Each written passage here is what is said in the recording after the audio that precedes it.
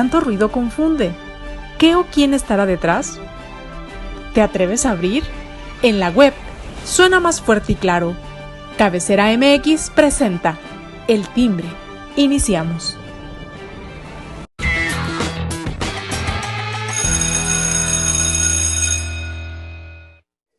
¿Qué tal, amigos? Muy buen día, me da mucho gusto saludarlos. Ya estamos aquí en El Timbre, hoy miércoles, días calurosos, de verdad, qué calor se está sintiendo aquí en la ciudad, pero bueno, pues hay que a darle porque pues esto no hay, no hay papas y no hay trabajo, entonces hay que darle duro y diario. Entonces vamos a empezar el programa el día de hoy saludando a mis compañeros que hoy están aquí con nosotros. Surya Palacios, ¿cómo estás? Hola, ¿qué tal? Alberto, Héctor, Carlos Maguey, Carlos Reyes. Muy bien, encantada de estar aquí. Feliz miércoles para todos. Qué gusto, qué gusto. Héctor Romero, ¿cómo te va?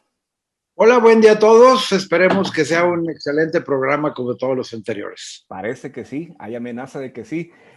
Carlos Maguey, ¿cómo te va?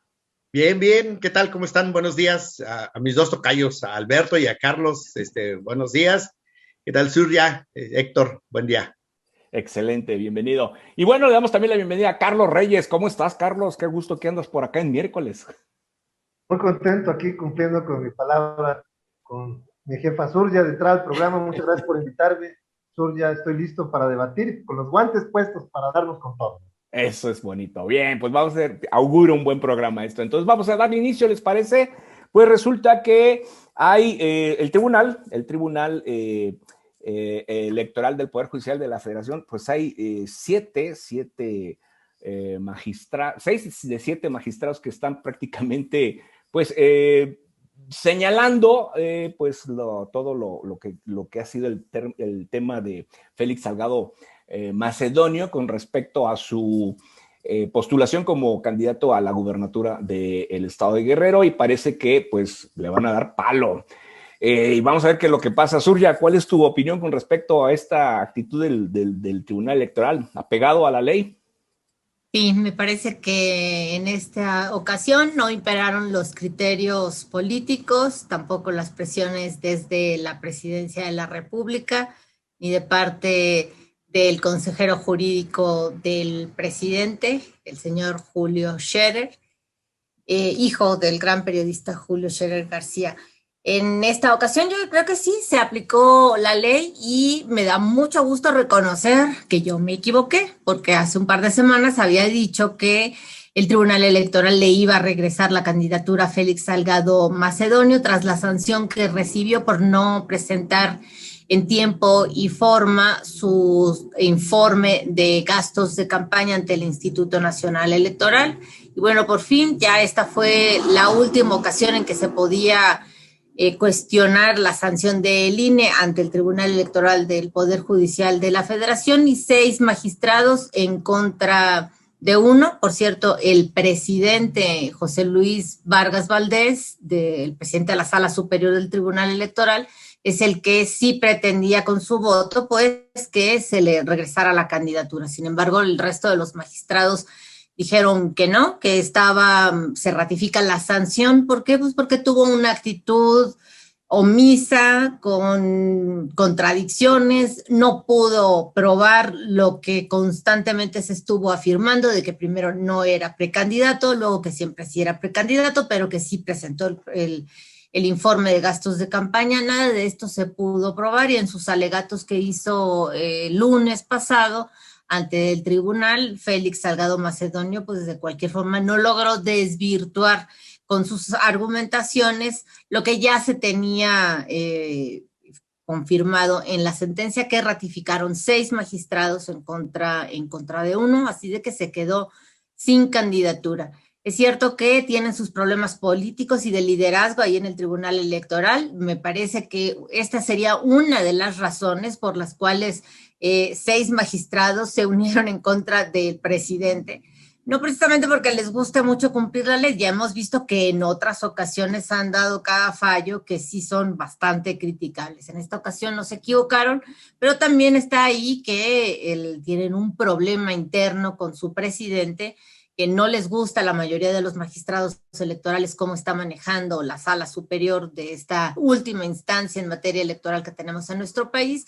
Y bueno, en esta ocasión imperó la legalidad, es cierto, aunque por ahí detrás también tiene sus entretelones de la política interna que tienen también ahí los magistrados de la Sala Superior del Tribunal Electoral. Pero muy bien, a mí me parece que la ley está para cumplirse.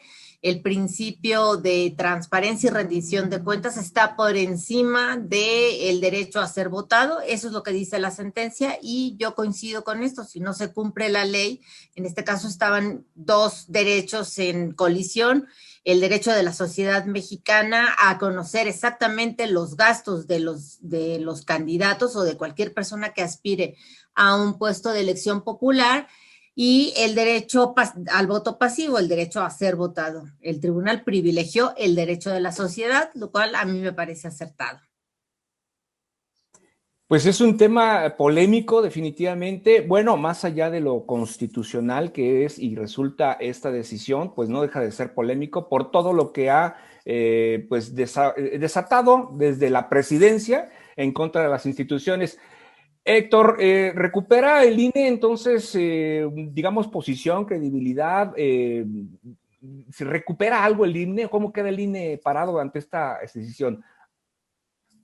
Bueno, yo creo que desde el punto de vista de credibilidad el INE no la ha perdido ante la ciudadanía. Al contrario, el único que ha atacado el INE es el presidente de la República y su grupo cercano. Pero en realidad, pues la gente confía en el INE, la gente está apoyando abiertamente al INE. Y déjame decirte que hoy el tribunal dictó 2 sentencias, curiosamente por prácticamente unanimidad contra el voto del presidente, que ya sabemos que está totalmente alineado con el presidente de la República. Yo no sé qué le encontró la UIF, que de la noche a la mañana se volvió operador en el tribunal del grupo de Morena.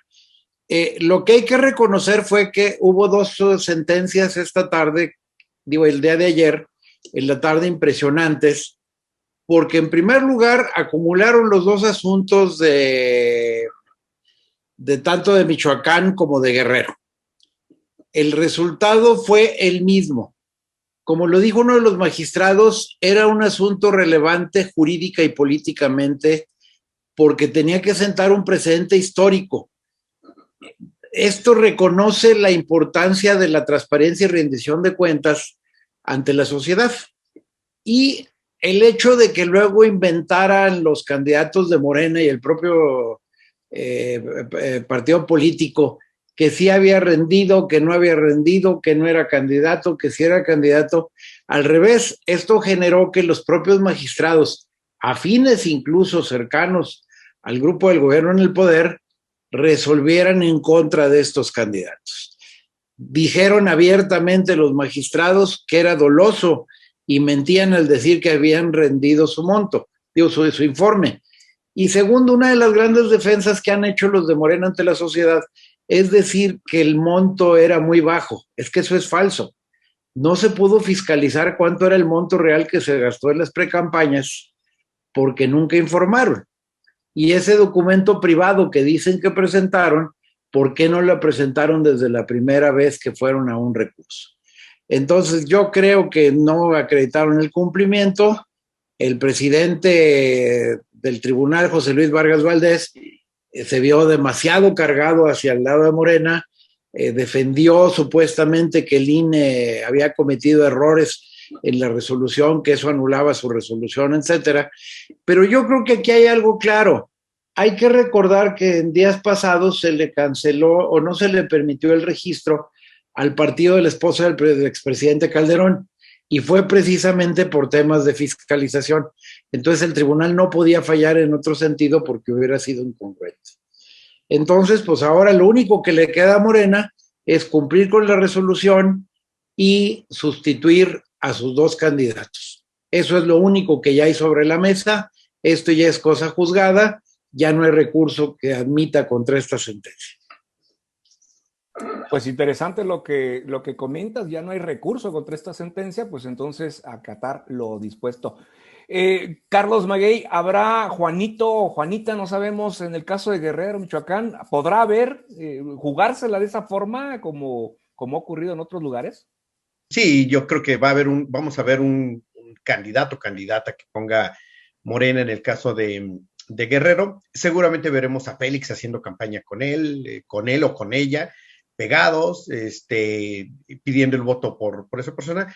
Y seguramente con una gran injerencia de Félix, ya lo veremos como secretario general de gobierno o como algo seguramente que será el poder tras el trono.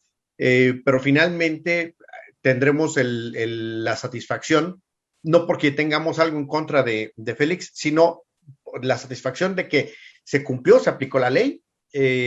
Mucha gente no quería que él fuera, la gente por distintas razones, muchas mujeres por el tema de lo agresivo que se volvió, las agresiones sexuales que se le marcaron, que se le señalaron, y que al final no fueron esas las causas, y muchas mujeres se quedaron con las ganas de que esa fuera la causa de que le impidieran participar. Terminó siendo por un asunto administrativo. Ojalá no hubiera sido por eso, insisto, ojalá hubiera sido por lo de agresor sexual, pero bueno, como sea, mucha gente quedará satisfecha siquiera con que no llega como candidato, pero insisto, seguramente lo veremos como el poder tras el trono en unas semanas.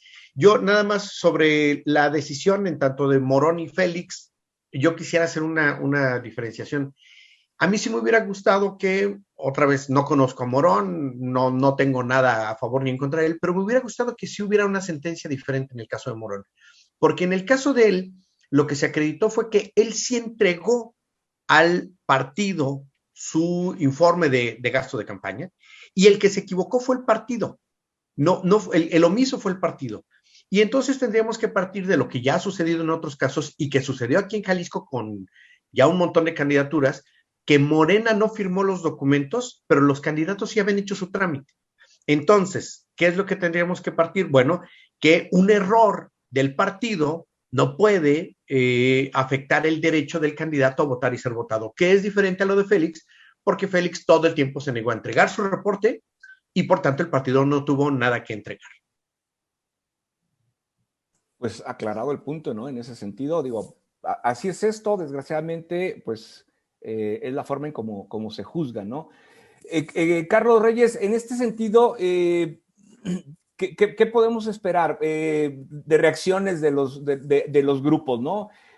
Cuando no te dan el fallo a favor, pues es antidemocrático, y cuando te lo dan, pues es democracia pura, ¿no? Como ha ocurrido, y sobre todo en el caso de Morena, ¿no? Sí, bueno, el coordinador en el Senado de la bancada de Morena fue muy claro, en el que si Morena no gana con la expectativa que ellos tienen, van a meter una sesión extraordinaria para intentar generar estos cambios en el instituto y poder ponerlos, digamos, de algún modo en cintura, tanto lo ha dicho públicamente, no solo el presidente, sino los consejeros. Sin embargo, debemos tomar en cuenta que dos de ellos dentro del INE fueron impulsados por Morena, y que se escuchó en videos cómo le estaban pasando información a John Ackerman. Entonces, en la relación que existe entre el poder en la presidencia de la República y con todos sus herramientas legislativas y con quienes están al frente, en el caso de la Cámara de Diputados, pues Nacho Mier, y en el caso de los senadores, pues Ricardo Monreal ha sido muy claro.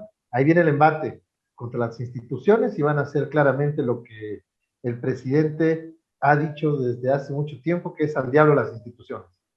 Si no tiene un resultado favorable para Morena, ellos van a buscar atracar de alguna manera desde la propia ley para sus beneficios personales del poder, que también tenemos que dejar muy claro algo.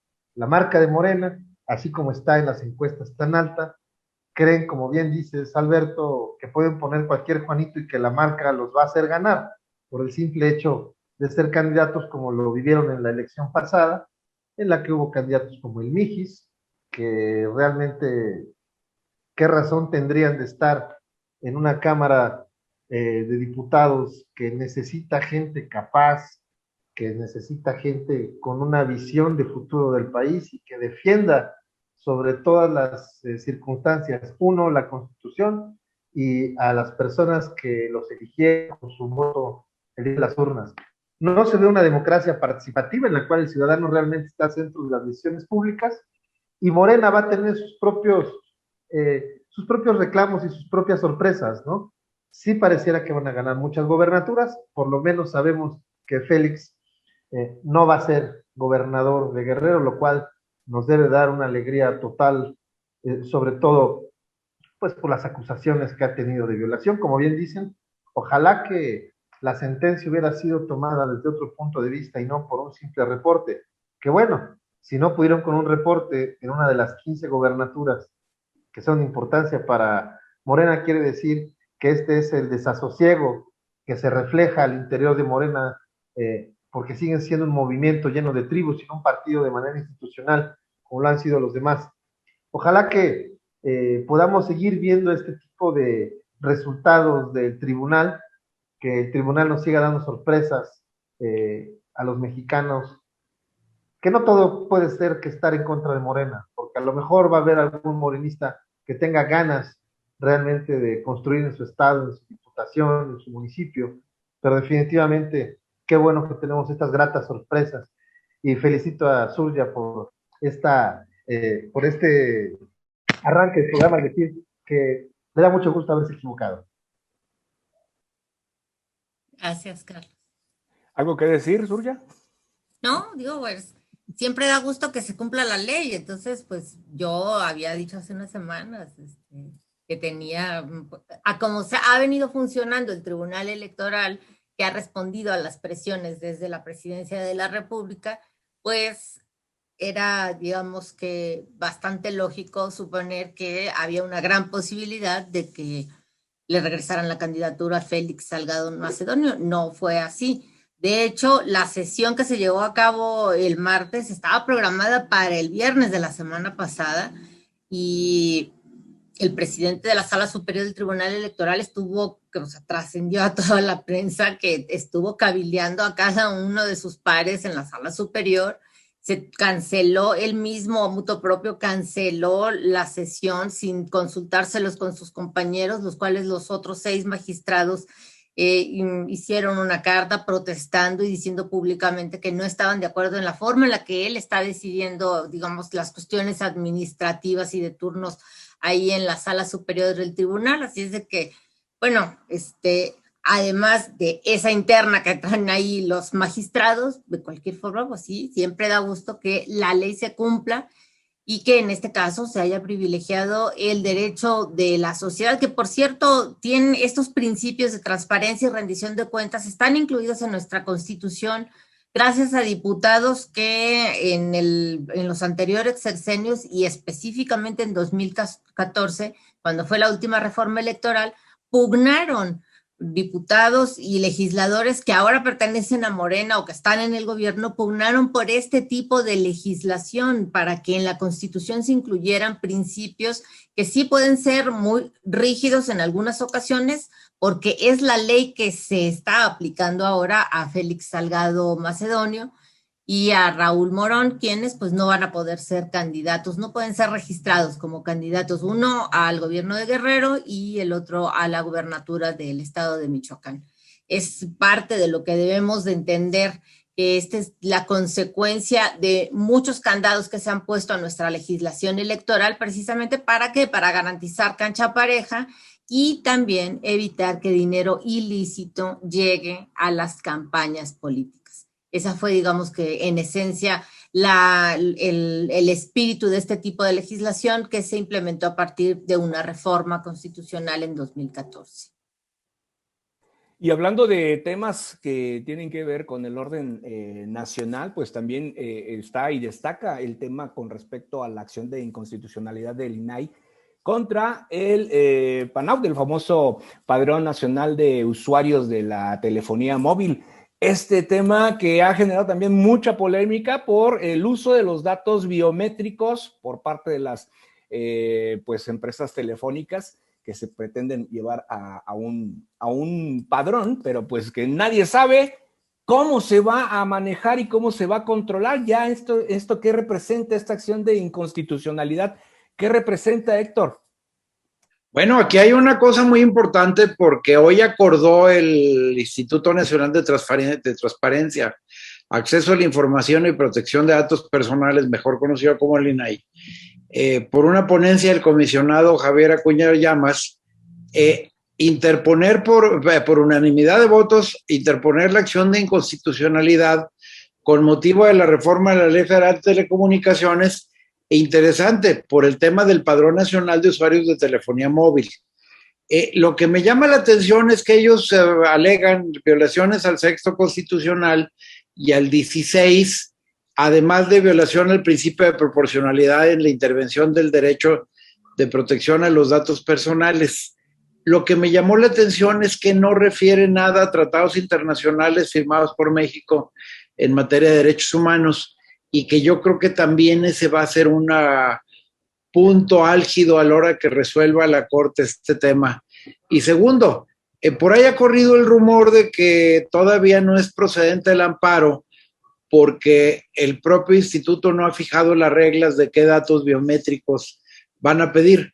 El dato biométrico que pidan desde la huella digital hasta el iris ya estarían recabando información que no es competente el Instituto Federal de Telecomunicaciones para guardar.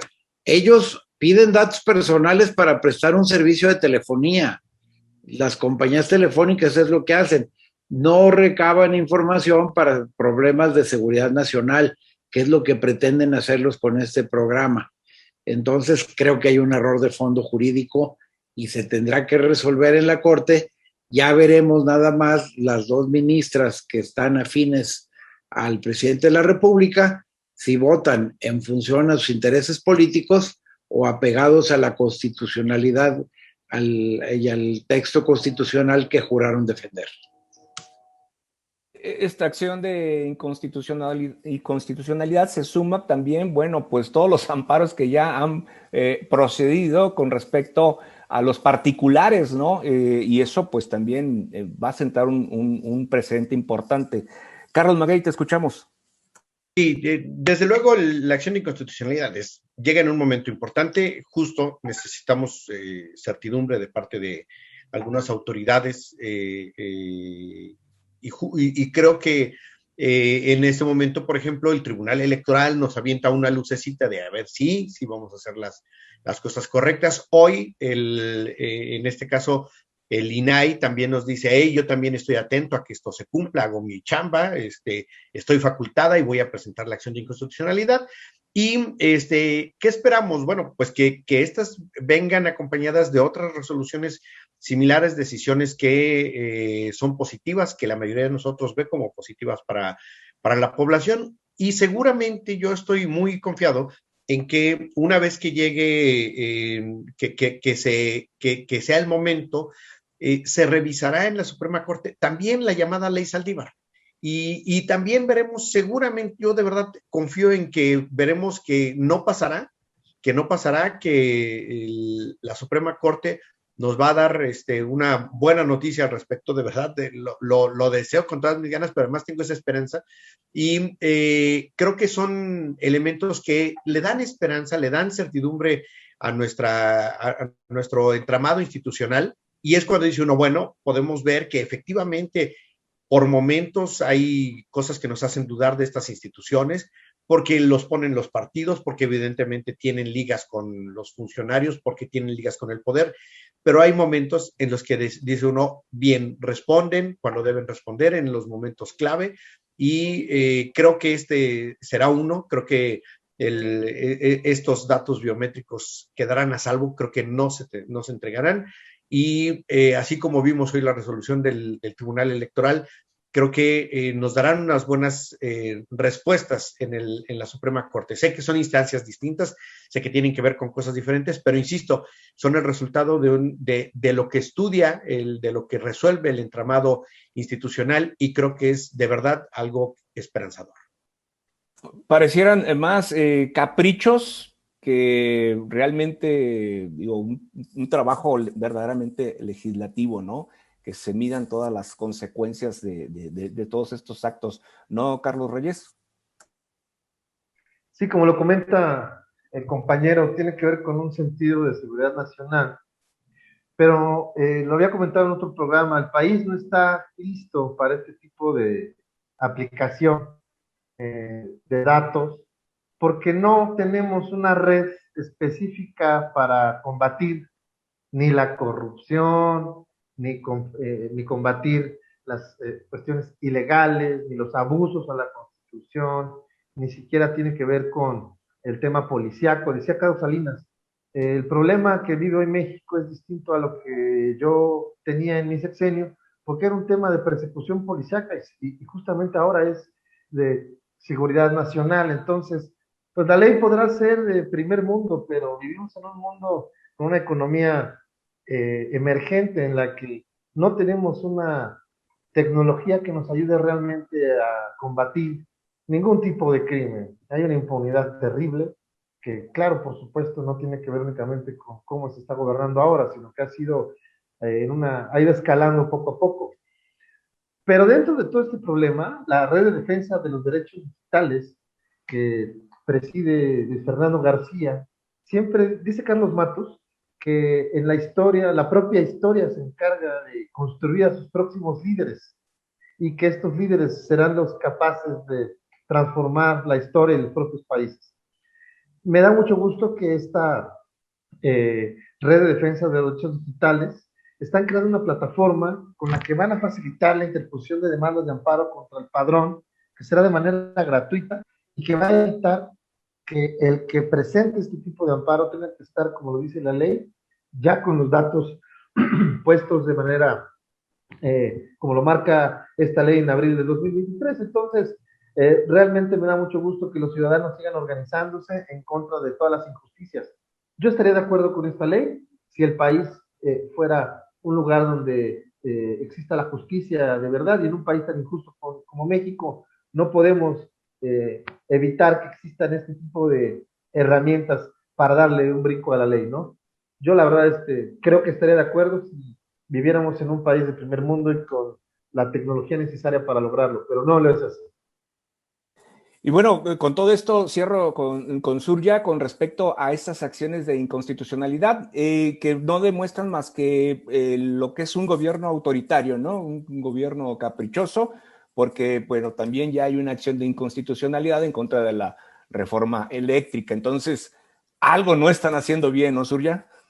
Claro, y es que el nivel de litigiosidad que se ha visto ahora en tribunales, sobre todo en juzgados de distrito en materia de amparo, comparado con otras administraciones, es exponencial el aumento que ha habido. ¿Por qué? Por la simple y sencilla razón de que en esta administración creen que 30 millones de votos que obtuvo el presidente en 2018 les sirven para hacer lo que se le pegue la gana. Y no es así. Él está sujeto a la Constitución número 1 y a todas las leyes que de la Carta Magna emanan. Entonces, mientras se siga con esta actitud de violar constantemente un día sí, un día no, y el otro también la Constitución y las leyes, bueno, pues van a seguir los amparos. Rápidamente quiero decir por qué yo considero que en este momento, antes del 31 de mayo, se tienen que o nos tenemos que amparar en contra del Programa Nacional de Usuarios de Telefonía Móvil. Porque después, cuando salgan los lineamientos que el Instituto Federal de Telecomunicaciones tiene 6 meses para emitirlos, estos lineamientos ya no se van a poder suspender. De acuerdo con el artículo 128, el último párrafo del artículo 128 de la Ley de Amparo, ninguna norma de carácter general emitida por el Instituto Federal de Telecomunicaciones es procedente para la suspensión provisional en materia de amparo. Entonces, es mejor ampararse desde ahora cuando no estén todos estos lineamientos del IFT y posteriormente esperar todo, digamos, cómo se desarrolla el curso de todos estos juicios que se van a promover de manera gratuita ya con la asesoría de muchísimos litigantes que están prestando trabajo pro bono, también como decía Carlos, con la Red en Defensa de los Derechos Digitales y sin duda alguna también debemos de esperar, además de la acción de inconstitucionalidad del INAI, una acción similar de parte de los senadores de oposición o diputados de oposición a Morena, lo cual que pues no se vislumbra nada fácil la defensa jurídica de parte del gobierno de este padrón que realmente violenta nuestros derechos humanos, porque al pedirnos un dato tan sensible que debe ser privado como los datos biométricos está violentando nuestros derechos fundamentales. Pues él es el tema y el pan de cada día, como tú lo dices, ¿no? Con todo esto estas acciones que pues atentan contra los derechos de las personas y bueno, pues no queda otra más que recurrir a todos los amparos. Yo les agradezco en este día su participación. Gracias, Carlos Maguey, gracias, Carlos Reyes, gracias, Surya Palacios, gracias, Héctor Romero. Yo me despido y lo espero aquí el próximo viernes. Hasta entonces.